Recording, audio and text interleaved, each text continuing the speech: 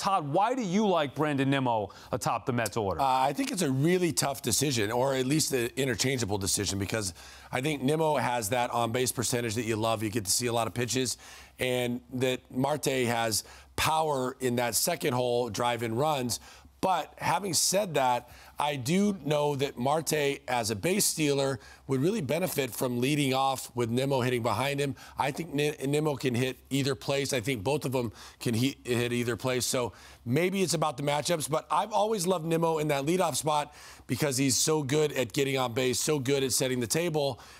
This might be one of those times where I'm like, I kind of like him number 2 because he's going to give Marte a lot of pitches to run on. Marte's going to be stealing bags. Nimmo takes enough pitches to allow him to steal bags, and that combination could work either way, I think. Listen, perfect world, you can't go wrong, right? Like, if we're talking about Brandon Nimmo leading off with that on-base percentage, he's going to make things happen. But to your point, Todd, I like the idea of Marte leading off because we can get him going in the base paths. He can run, he can go first to third, he can steal bases, do all of the sort of things he did with the Miami Marlins and the Oakland A's. You're going to hate me for this, Sal. The matchups, though, help me from this standpoint. Tough lefty. Maybe I want to hide Brandon Nimmo down in the order a little bit. Maybe make him the second leadoff hitter. Then I can lead off Marte. Really good right-handed pitcher. Then maybe go with Brandon Nimmo leading off. I think it's a good problem to have for the Mets. 2 leadoff hitters, 2 guys who can do the job. Good spot to be in. I can tell you this, coming from some quality time spent in Mets camp, that the Mets view questions of batting order and positions, regular positions, as like questions from another era. And now you can take that or leave that or however you feel about it, or anyone, but that's definitely how Billy Epler's team is going to do this. And I'm told that Buck Showalter is on board with it too. Now, because of Nimmo's excellent ability to get on base, you could assume that he's going to get a lot of at-bats in the leadoff spot. But it'll be also determined, factors will be, is the other team using an opener? What's the handedness of the other team's entire pitching staff, and how will the lineup be constructed that way? Those are factors that they're going to weigh. And the Mets also believe, which is statistically accurate,